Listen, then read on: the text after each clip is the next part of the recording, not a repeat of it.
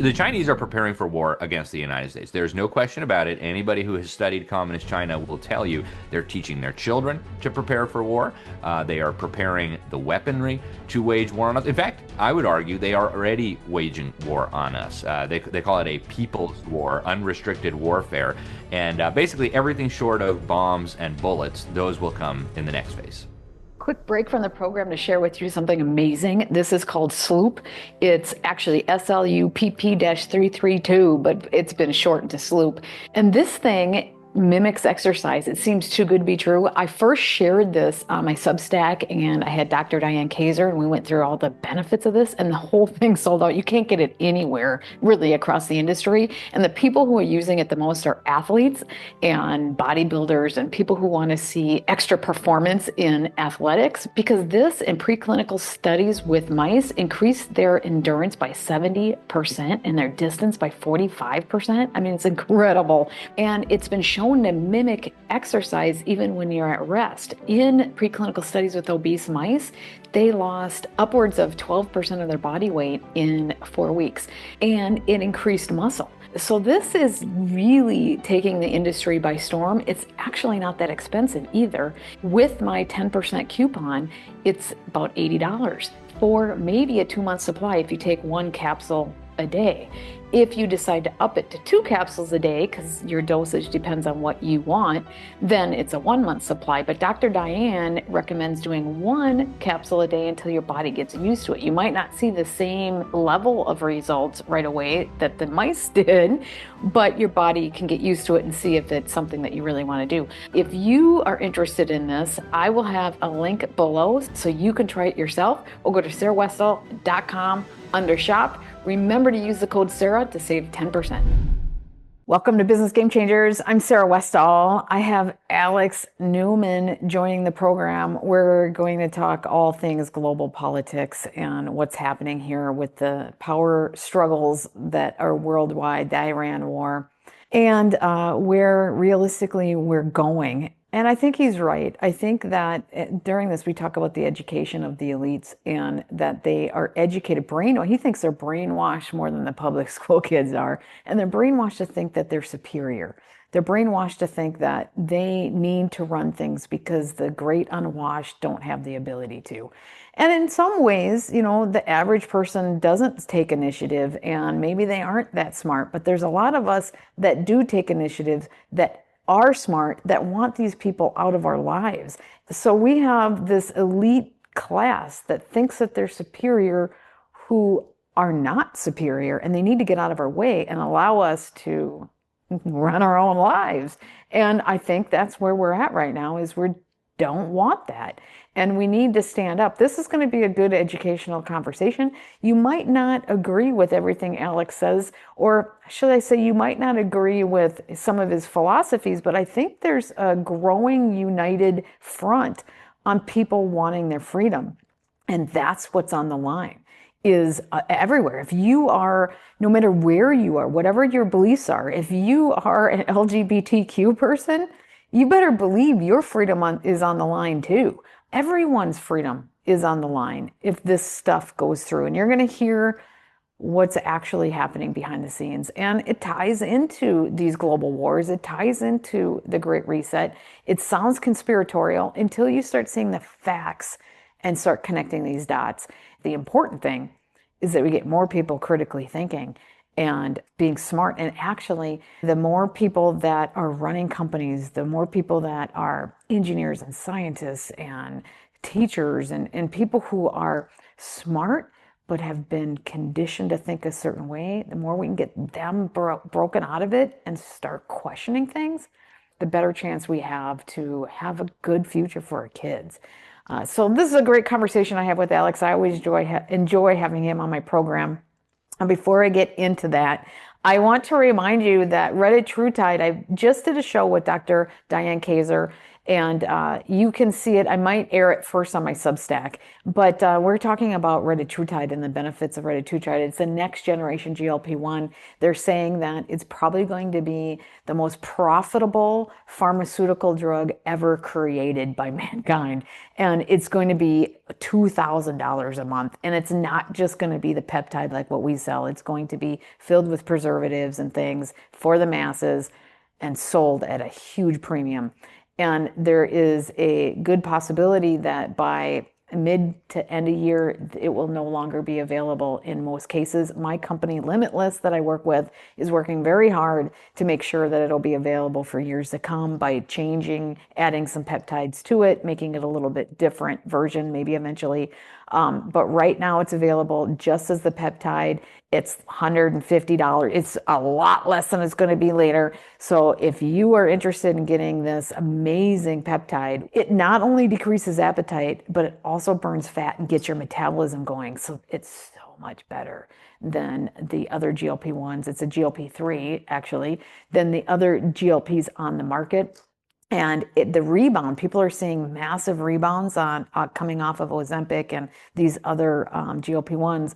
And this one, they're seeing very little rebound. It works differently. It gets your system working.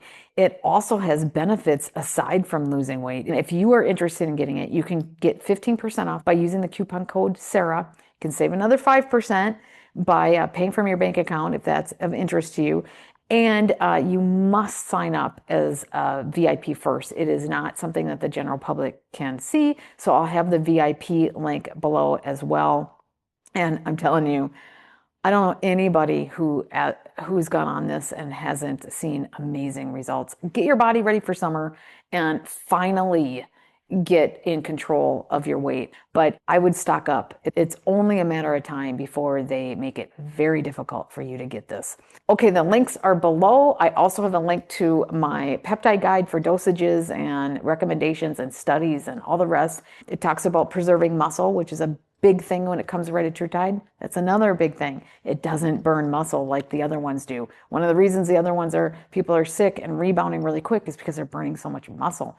This one, if you're doing a lot of the things that are in my peptide guide and what Diane and I talk about, you're going to maintain muscle while you're losing weight. Super important. Okay, so the link to the peptide guide, the ultimate peptide guide to muscle preservation and weight loss is below as well. Okay, let's get into this really insightful conversation that I have with Alex Newman. Hi, Alex. Welcome back to the program. Thanks for having me. Great to be here, Sarah. Well, the world's in meltdown, and as before we started, it's a crazy time. It's been crazy for years now, right? It's like we've been on the edge of this intense craziness, maybe because everybody's being exposed to things, but that's causing everything to ratchet up. We have the Iran war, obviously, is on the top of everybody's mind lately. Do we even know what's really going on, to be honest? Well, it's always hard to know during a war what's really going on. There are, of course, multiple competing narratives. It seems to be causing something of a civil war within Trump's base, within MAGA. And I don't see it getting better anytime soon. And unfortunately, I think Trump is kind of throwing fuel on the fire. So there's a lot of bad things coming from this. Another one of the really obvious ones is what's happening in the Strait of Hormuz. I mean, if you look at what's happening with energy prices, that's a problem. If you look at what's happening with the necessary inputs for fertilizer, that's a catastrophe, right? That is. We're talking about possible famine and mass starvation by the end of the year if we don't get this sorted out. And Trump asked all these other governments to come help him open the strait again, and so far it doesn't look like there's a lot of takers. So that's troubling. Obviously, the regime in Iran is not a nice group of people. They've been brutally persecuting Christians for a long time. They've been openly saying they want to get rid of the little Satan and the big Satan. We, of course, being the big Satan. And what Trump said is true. The Iranian regime has been supporting terrorist organizations around the world that have killed enormous numbers of Americans and other innocent people.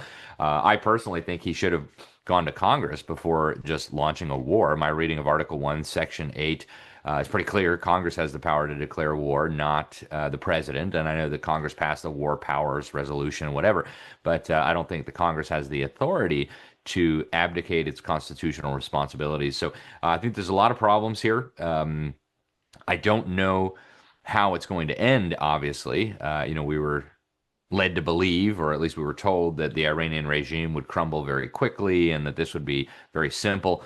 I'm not so sure that's going to be the case. They're very close with the mass murderers in Beijing. They're very close with Moscow, the Kremlin. So I think this is potentially the start of another world war, which of course we know the globalists love war. They love world war, especially. They've said so many times. They recognize that that's the key to advancing the cause of globalism and so much more. So a lot of different ways to look at this. I personally don't blame the Israelis for being upset with the regime in Iran. If you listen to them, and I actually during college we were assigned to follow a particular news organization of a foreign country, and I picked Iran of all places. And it's a regular occurrence where they say that we got to wipe the Jews off, we got to cleanse the land from the river to the sea, and all that stuff. So I don't blame the Israelis for being upset with the regime in Iran.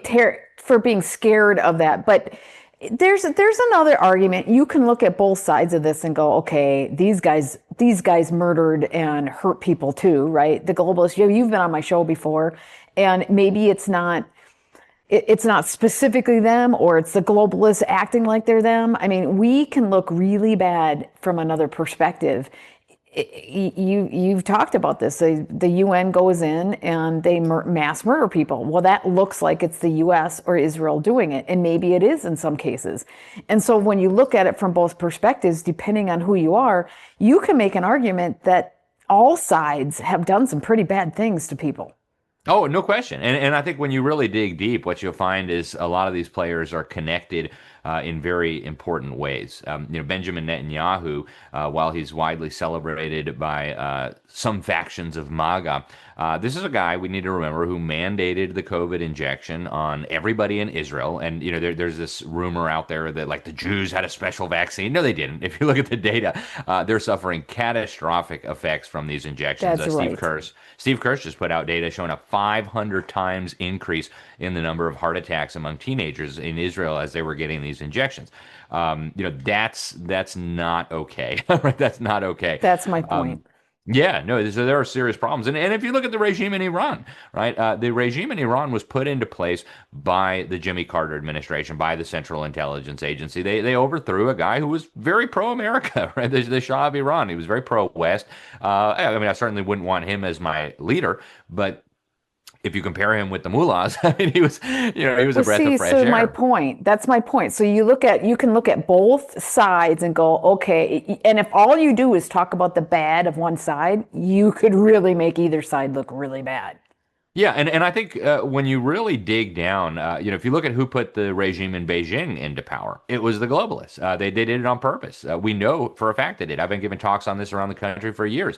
We betrayed Chiang Kai-shek, our ally, who fought with us during World War II. We put an arms embargo on the guy.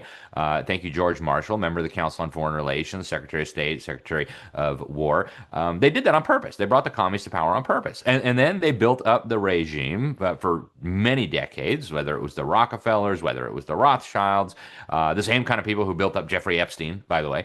And so you have behind the scenes a big club. And as George Carlin used to say, we're not in it, right? And so we don't always get to see what's going on behind the scenes, but we do know that a lot of the globalist forces from across the supposed divides are and have been working together for a very long time. And that's true of almost all the BRICS nations, right? There's this analysis out there that I've seen for years.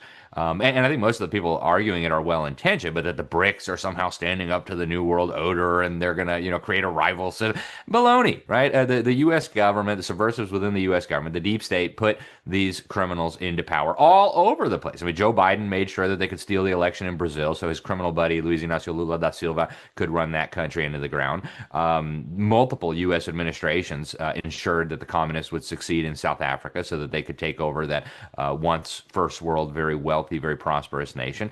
Same thing happened in China. If you read Wall Street and the Bolshevik Revolution, it was the Wall Street mega banks and globalists who brought the communists to power in the Soviet Union in the first place. So We have to look beyond the superficial analysis.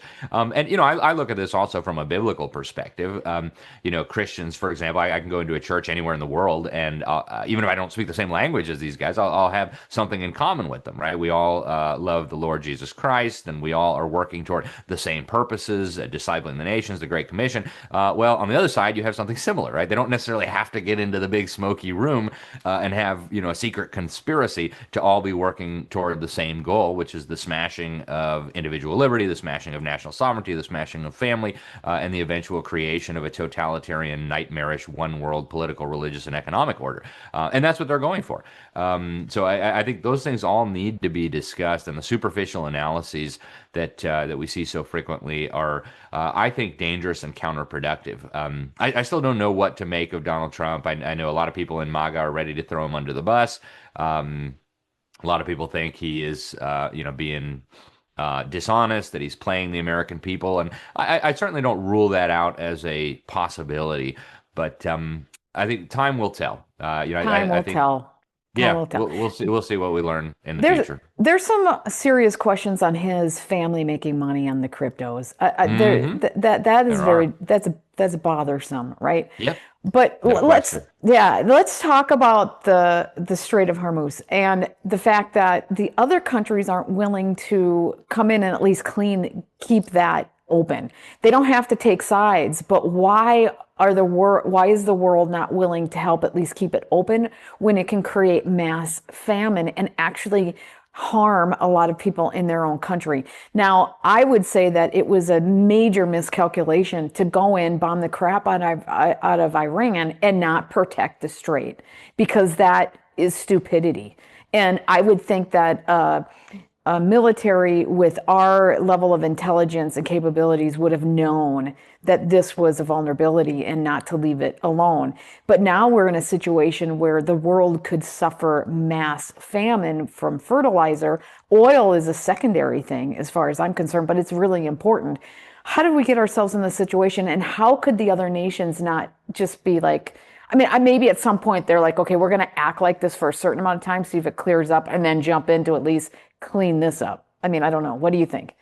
Well, there is an agenda, and there has been for a long time, to create a famine. The war on Yep. farmers, which I've been speaking on around the country for many years now. You see it all over the world. In South Africa, it was the guy under the guise of racial justice. They want to murder all the farmers, and like they sing songs about it on TV. Like the president of the country comes out, like, let's kill all the farmers. Give me my Crazy. machine gun. We're gonna kill all the farmers. I started exposing that in 2012. Brazil, same thing. They're stealing hundreds of thousands of hectares of the most productive agricultural land under the guise of giving it back to Indians. I actually talked to some of these Indian leaders. They're like, that's not our land. We don't have anything to do with that. We're Indians of the jungle. We never lived in that place anyway. So, don't involve us in these lies.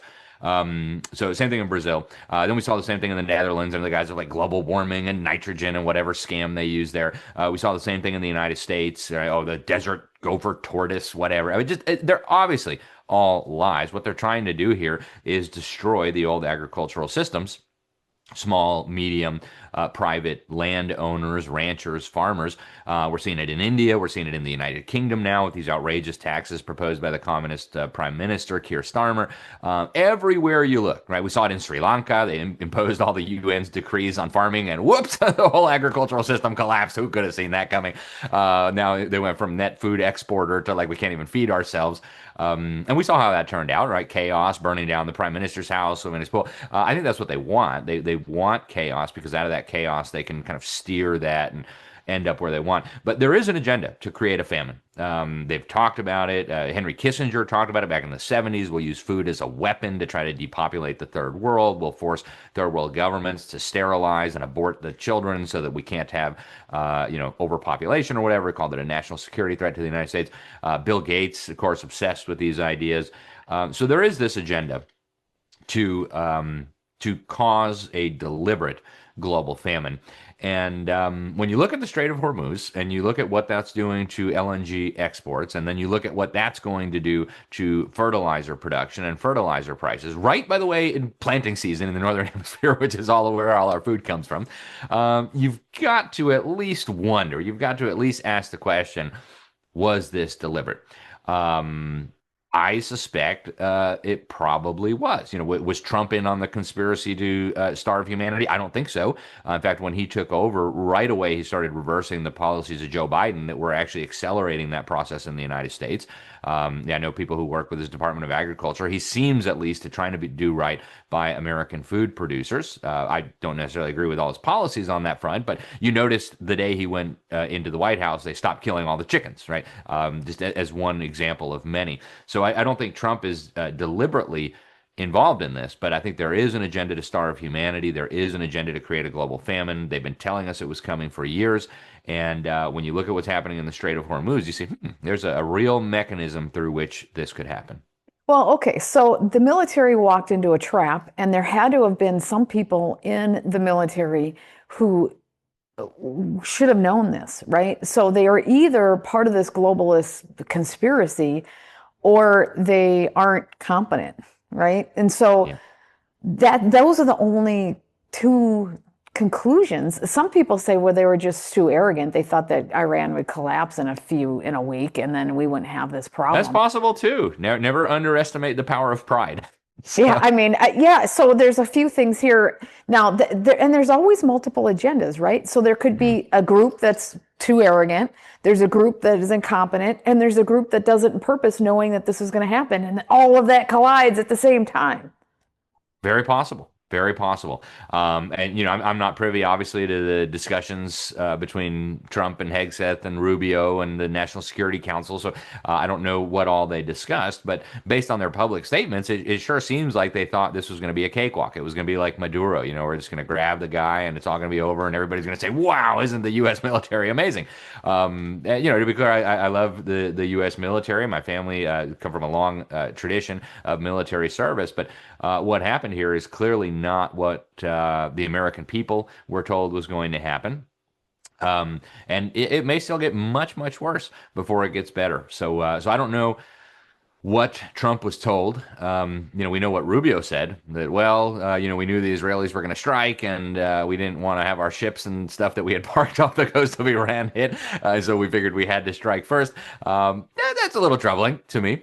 So, who knows exactly what happened, but, a lot of people just want to keep saying Trump's either playing 5D chess or he's being misled by his advisors. That's what we heard during the first term with the COVID. I think the American people have a lot of grace. The American people put a lot of trust in him. Whether those excuses are still plausible, I guess that's up to the listeners and the viewers to decide. I know patience is growing thin, so we'll see. It is growing thin because the majority of the people did not want to go into this war, and that they think that there were other options that we could do. And I mean, you could point to so many people in or so many countries that are involved and regimes that are involved in pretty nefarious activities. Why would we initiate a war that when somebody, Kent, the top security guy, just resigned, saying that he didn't agree with the Iran war in the first place because they weren't showing aggression towards us. I think whether it's true or not, that's where the majority of the American people are. Yeah, there's been some polling done, and I'm always very skeptical of the polling, and I it tends agree. to show that Yeah. Republicans are overwhelmingly in favor, Democrats overwhelmingly opposed, and independents about split down the middle, a little less I saw popular with like independents. 60-30 for independence. Okay, yeah, I think it was like, yeah, 56 to, yeah, something. And so yeah, I mean that for me that's troubling too. Republicans who voted for Trump voted on the promise that we're not going to get. We showed on my show, 11 years of Trump talking about what a terrible idea war in Iran would be, and promising on the campaign trail, I'm going to be the peace candidate. I'm going to be the one who's not going to get us involved in any more foolish wars in the Middle East. That's what Republicans thought they were voting for. I think that's one of the big reasons why Trump was able to sweep the floor with people like Jeb Bush, right? Who Yep, never yep. met a war that he didn't want to send your kids to go die in. So again, I don't know what Trump knew I don't know whether he had some intelligence that we don't have access to. I do know that the Iranians That's are working true. closely with Beijing. I do know that the Iranians are working closely with Moscow.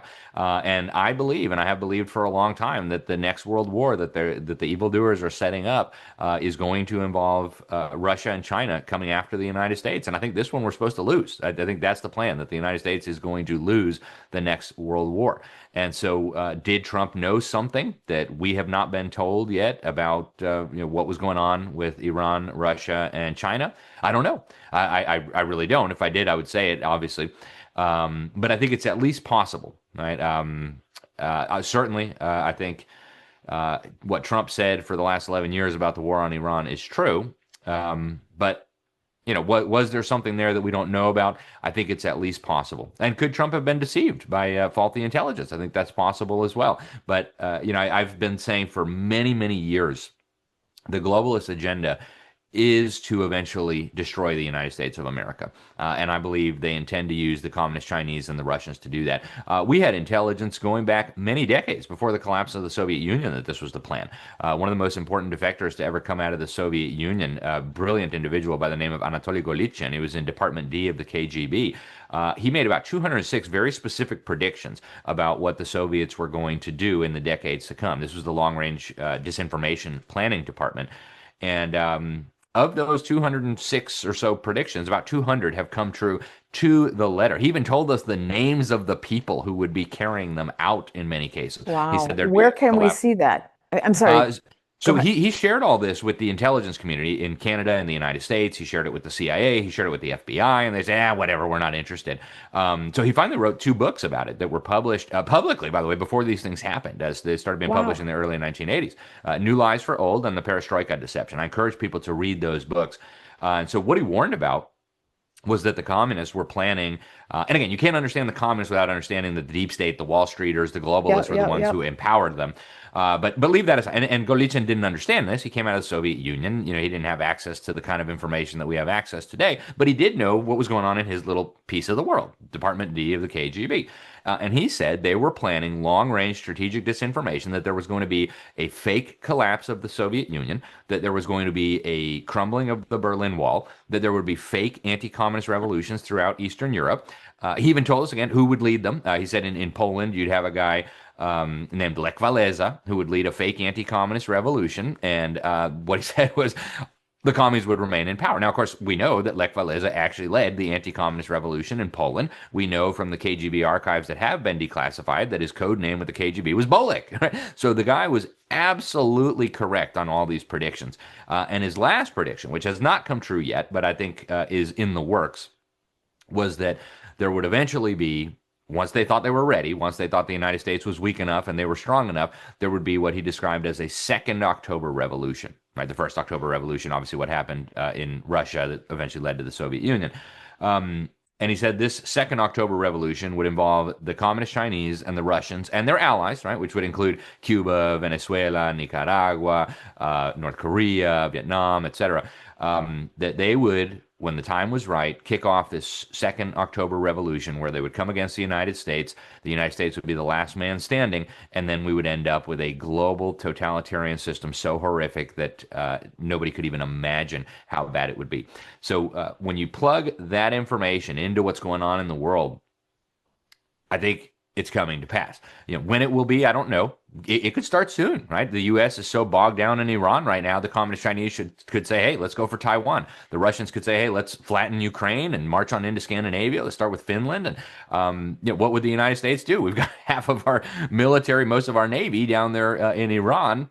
What are we going to do about it, right? There's not much you could do about it. Well, yeah, I think So. we're flat-footed right now. I think it's hard not to believe that there are people that were in on this. But you said there was a fake fall of the Berlin Wall. In fact, the Berlin Wall did go down. East Germany was opened up. The I didn't say countries, fake fall of the Berlin Wall. The Berlin Wall would indeed fall, but the collapse of the Soviet Union, he said, would be totally orchestrated, and a lot of these communist governments in Eastern Europe. And what he predicted was, and you can test what do you this. mean by it not? Because it did separate, and East Germany was opened up, Yep. and So let things. me let me So explain like, let me explain explain what I that. mean. Yeah, Yep. So perfect.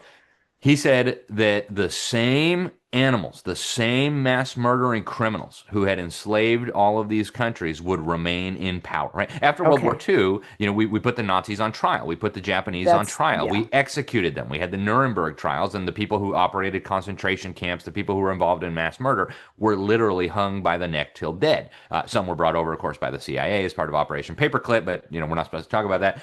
But at least we had some semblance of punishment and justice after this happened.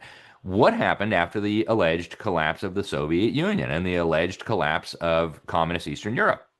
Exactly what Anatoly Golitsyn said was going to happen. The commies rebranded themselves. They became oligarchs and they bought up state assets for pennies on the dollar. They rebranded their political parties and stayed in power. Right? Like, look at Bulgaria. Yeah, The Bulgarian that's Communist fair. Party became the Bulgarian Socialist Party, and the same group of like literally the same group of criminals are still running all of the institutions today. But now they're socialists and Well, social they democrats. well, they probably realized that they wanted to change how they're structured and they want to expand. And the only way they're going to be able to expand and gain more power is to change the structure and not be so insular.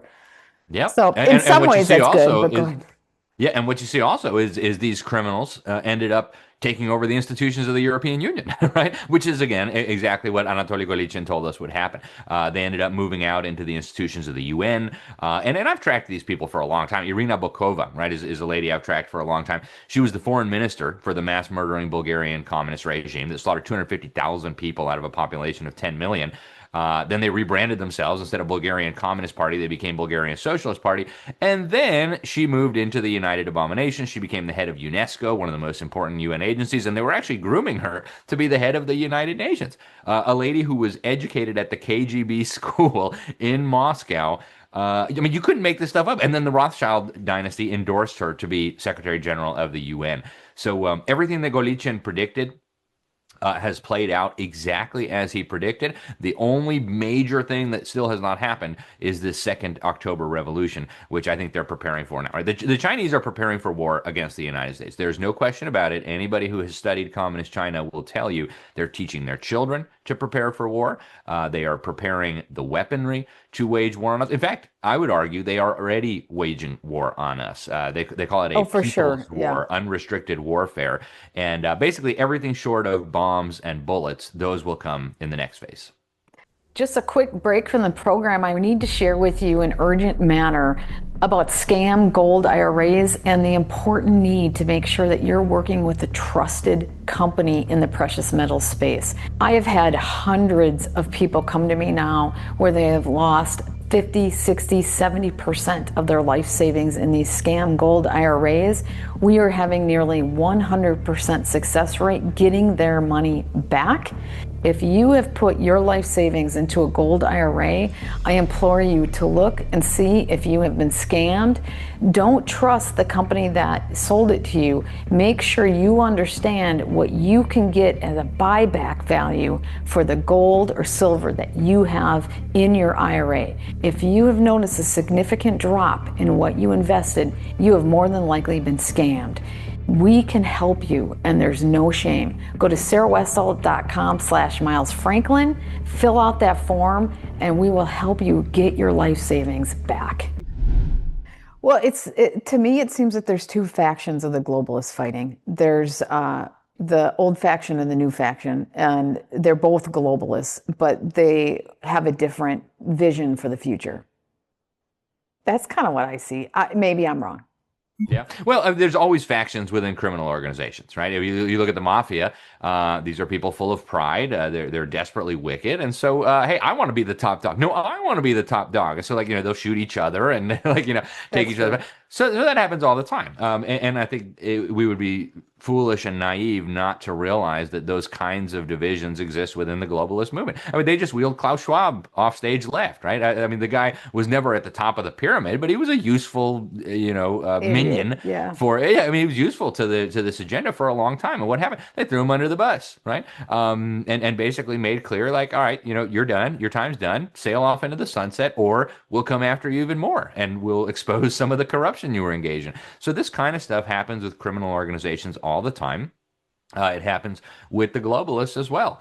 But ultimately, they're all moving in the same general direction. And, when I read my Bible, I think the key thing to understand about this is that it is actually diabolical in nature. Like these people are actually evil. They're actually um, involved in what I would consider to be a supernatural effort to enslave humanity and to wage war on God. I actually just wrote a big article for the New American that'll be published in the next couple of months here about the evildoers' war on God. And I think all of this has to be seen through that lens.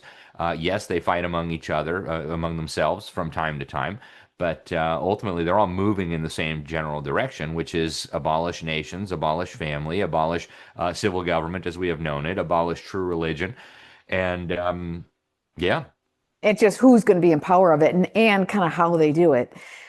We have the Epstein thing that's still lingering there, and it's pretty much disappeared. When there's war, they say there's a graveyard of news. All the other news goes to the graveyard, even though it's really happening. And in fact, a lot of that other news is the news. It's just being covered. The war is almost a cover for other things. And one of those is the global economic reset, which, if you believe Judy Shelton, who was Trump's Fed chair, she said on July 4th, 2026, the dollar is going to move to gold back.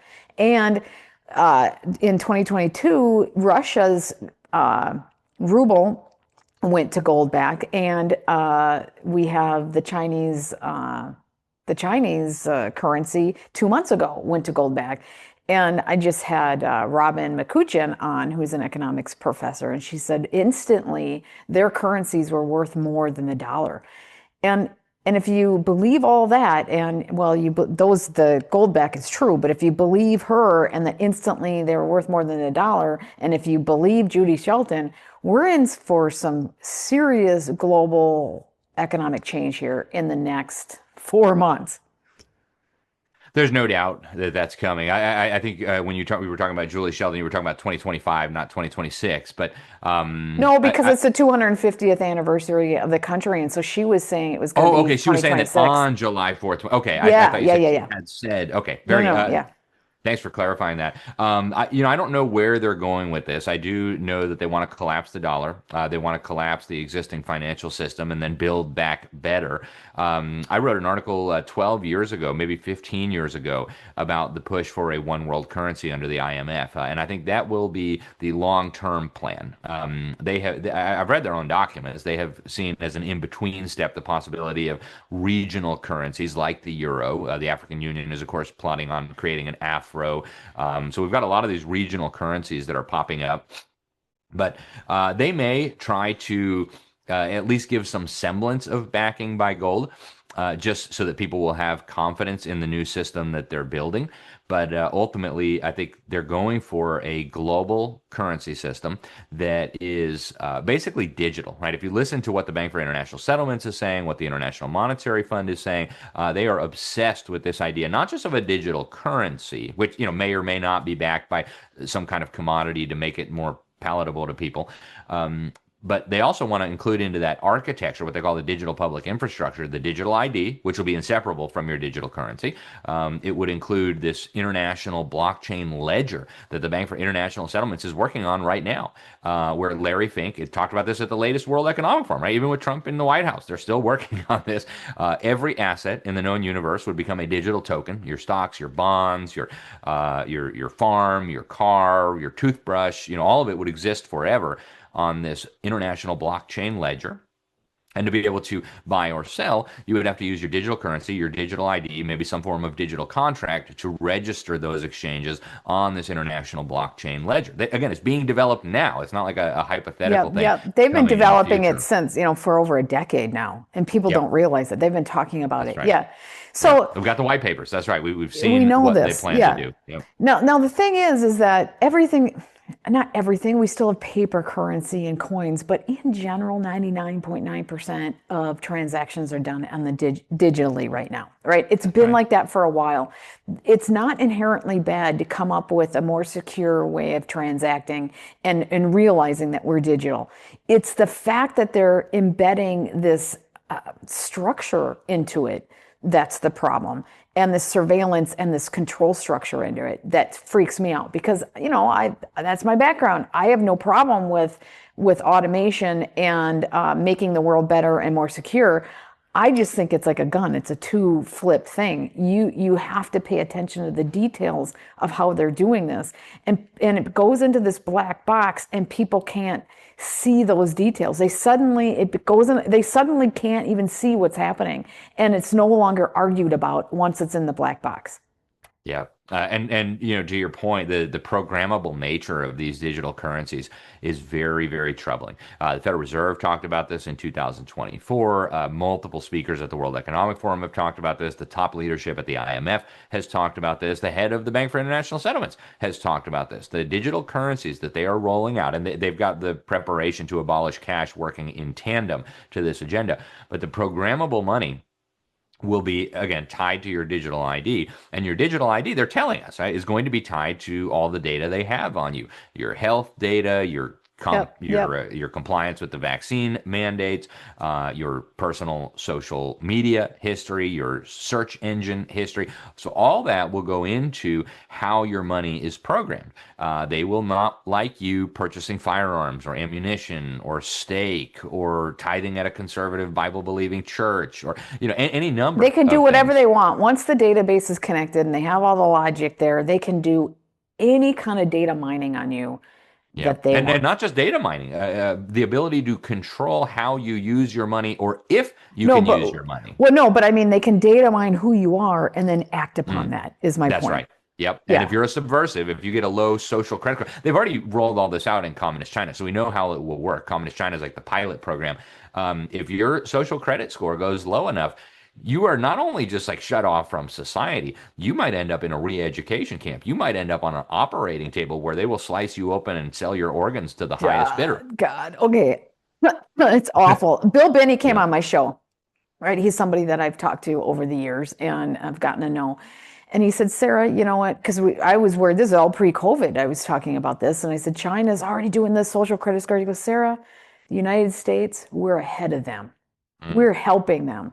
He goes, now they have it implemented and we don't have it fully implemented, but we sure the heck have the ability because we helped them do it.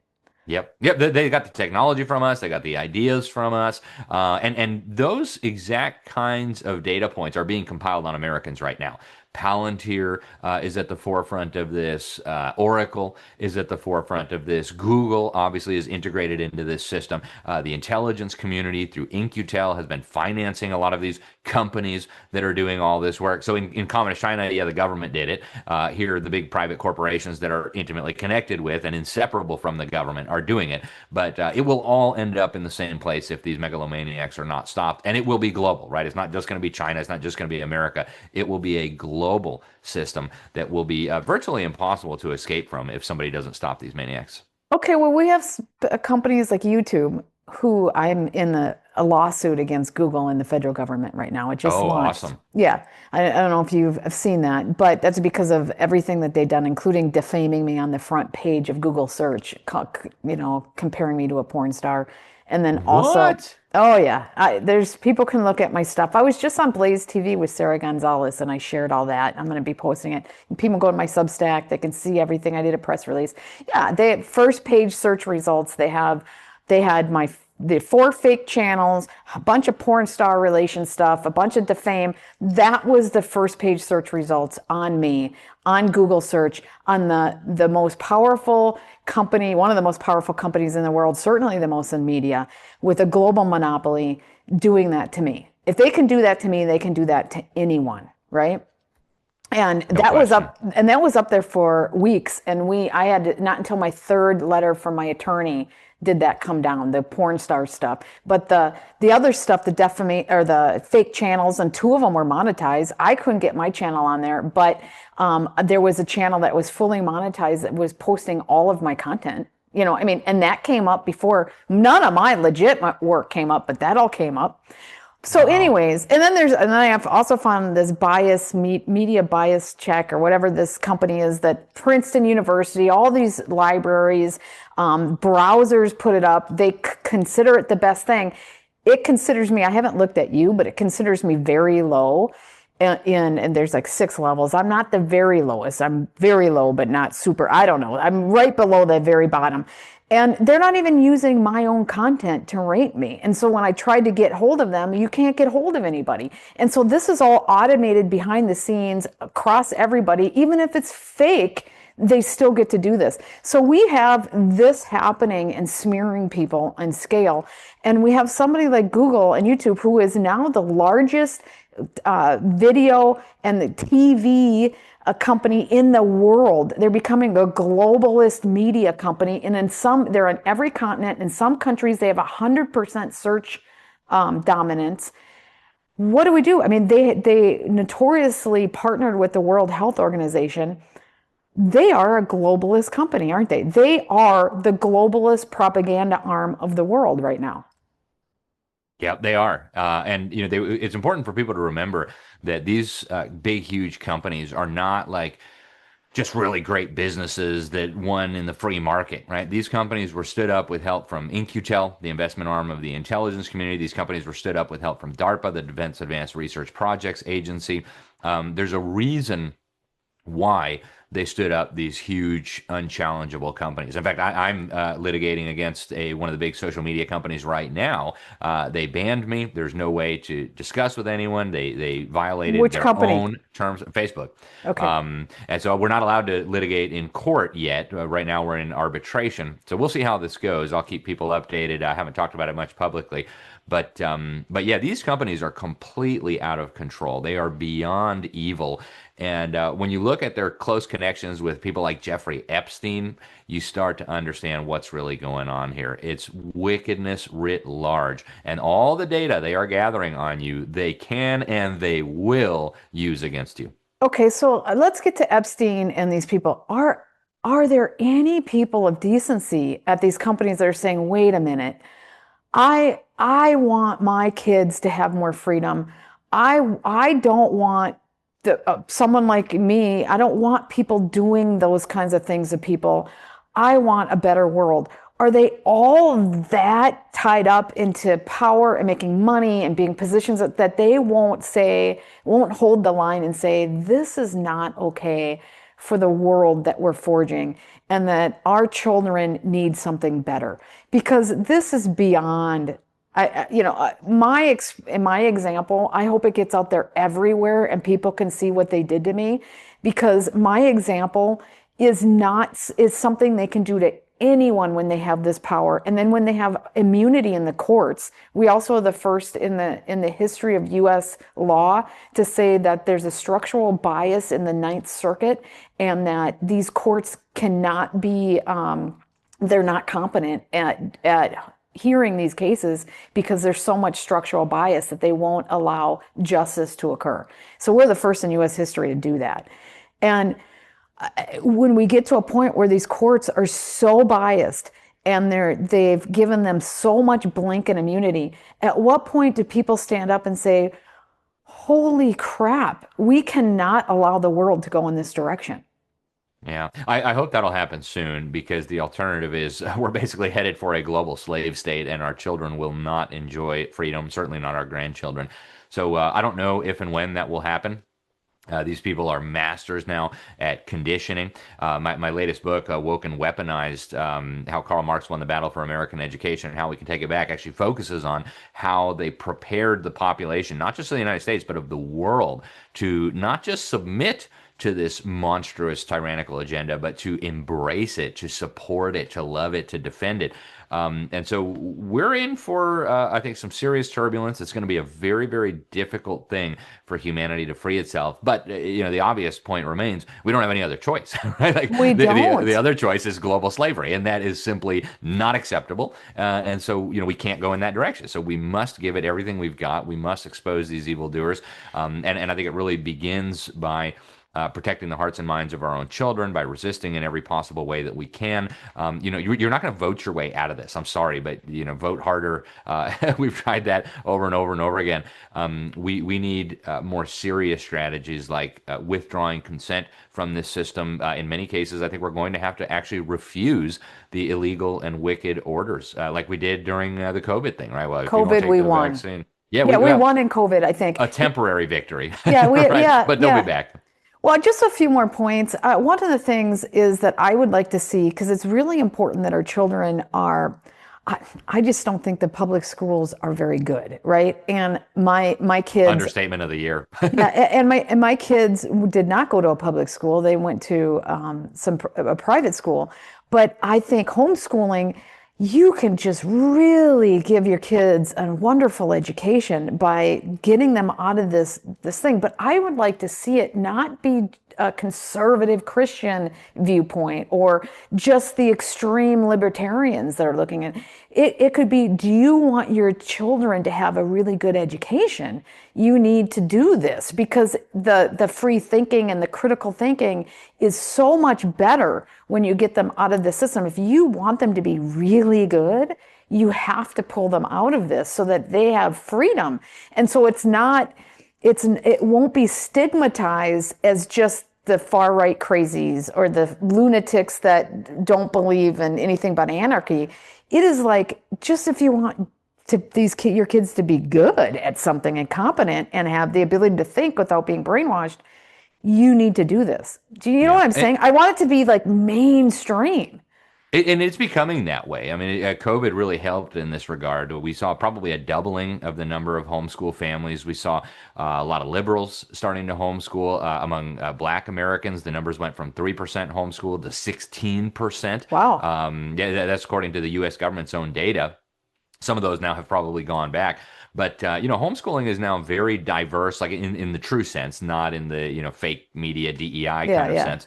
And I speak at a lot of homeschool conferences. I'm actually a fellow at Classical Conversations. It's the largest homeschooling program in the world with like 140,000 students. And homeschooling is now it's bringing in all kinds of people like hippies, crunchy granola moms, people who would align themselves more with kind of the liberal faction of American politics. Like it really is growing by leaps and bounds. It's very encouraging. And you're right. Like even communists, even globalists want their children to learn how to read, and your chances are very They good that your don't. children won't learn how to read in a government brainwash Oh, camp. come on. The elite globalists with a ton of money do not send their kids to the public Oh, school. obviously. I went to Yeah. school with the children of the elite globalists, and I can Don't do assure you, that. they don't send their children to government brainwash camps. They send their children to $50,000 a year, $100,000 a year, very elite institutions where they prepare the leadership of the New World Order. And again, those are the schools that I went to growing up, so I'm very familiar with the elite private schools of the world. But they're brainwashed too, right? Because they don't Oh, learn what the notion of what freedom really is, and how freedom is such a watered down word right now. But it's the understanding of being responsible for yourself and loving others is freedom. Love itself is giving people freedom, right? I yeah. mean, They're more brainwashed than even the victims of the government schools. They're taught to perceive themselves as superior, and that for the good of these lowly that's peons, right. we've got to step in and give them a global government and micromanage their lives and all the rest of it. It's a terrible sight to behold, and unfortunately, a lot of the kids who go through that indoctrination program end up believing this stuff, that they're somehow better and wiser and smarter than everybody else, and for the good of the peons, we're going to take care of them.